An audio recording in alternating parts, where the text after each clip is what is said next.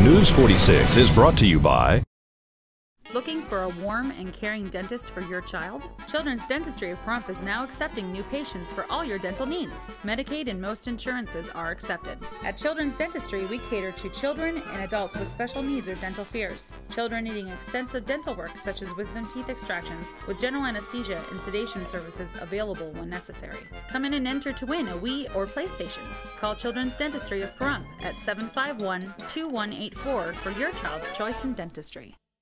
I'm running for, I'm a candidate for Justice of the Peace here in Pahrump. Tell me a little bit about why you decided to do that.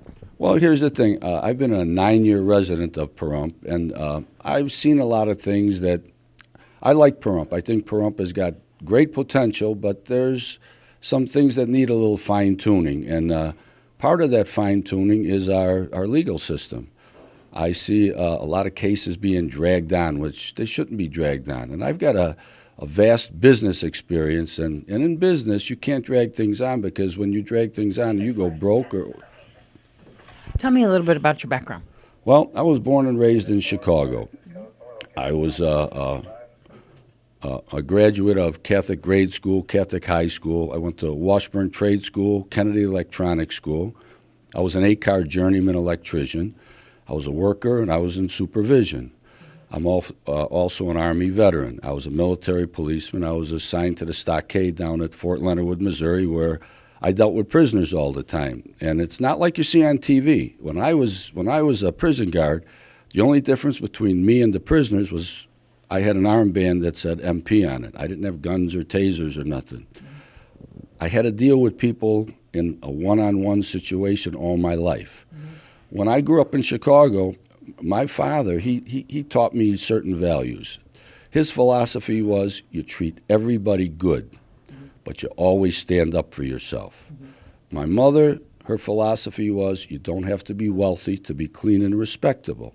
And those are the values that I grew up with. And I would say I'm sort of like, I have these old school values, the old school ways, which I believe in. It's worked well for me. I believe in whatever you have in life, you should earn and stuff.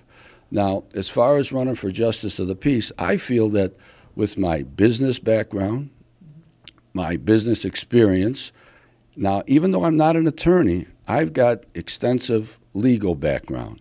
I've owned property in Chicago. I've owned property in Las Vegas, in St. George, Utah. I've owned property out here. I've handled all my own legal dealings.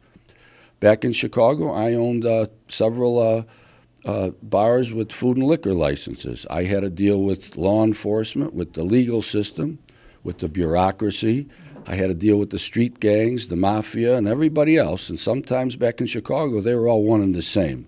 But you had to learn how to deal with people. It's like a learning process. Yeah. Now, I didn't get what you call like a degree for what I learned.